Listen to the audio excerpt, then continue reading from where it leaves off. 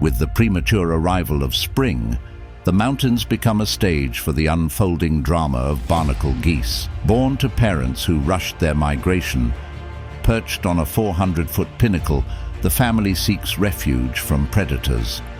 The catch: the essential grass lies a mile away by the river, and barnacle geese can't feed their young in the nest. One barnacle goose chick is about to take a risk. Falling from such heights could lead to death. But not for this resilient chick. Stunned but alive, it now faces another danger. Luckily, Dad is close and ready to defend. Navigating treacherous terrain, hope dwindles with the loss of one chick. The surviving two face a perilous drop where survival odds are grim. Only around 50% of chicks hatched on these cliffs typically endure the first month.